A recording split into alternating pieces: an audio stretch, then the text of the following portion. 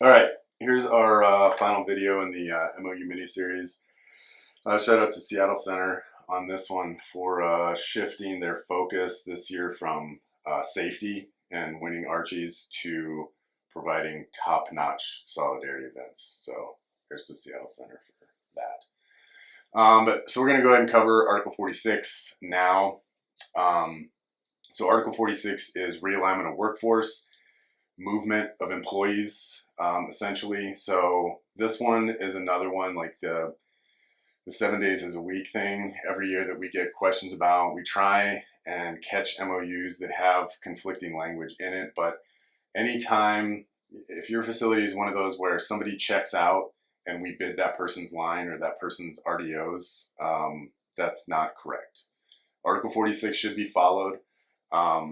The differences between Article 46, White Book, Slate Book, kind of minor, but there are some kind of major improvements there. Notifications to the union, the timeframes for that are either established where they weren't before, they're increased where they were already existing. And then there's the one where, kind of like a large strike honor center environment. If you volunteer to move from one area to another, you get a 1% bonus for that.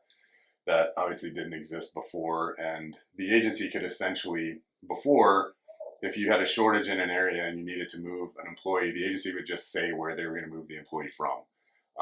Now they have to offer it to the entire facility first, and then if there's a subsequent shortage, then they can designate where they're going to move people from.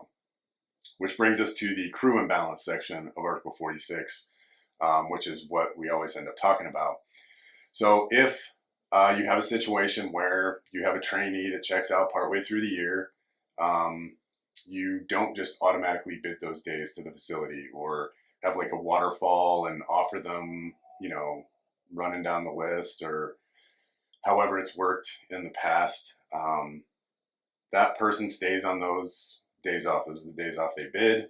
They stay there till the end of the year unless there is a crew imbalance and the agency determines if there's an existing imbalance. And if there is, then Article 46 is followed where the crew that's short is identified and that set of RDOs is offered to everybody in the facility. If there are volunteers, it goes by seniority. If there are no volunteers, then the most junior person in the facility, i.e. inverse seniority, is assigned that set of RDOs. If that move creates a subsequent imbalance, then the agency can determine what the quote-unquote fat crew is or crews and say, okay, now we're going to offer this set of RDOs from available to these sets of RDOs over here.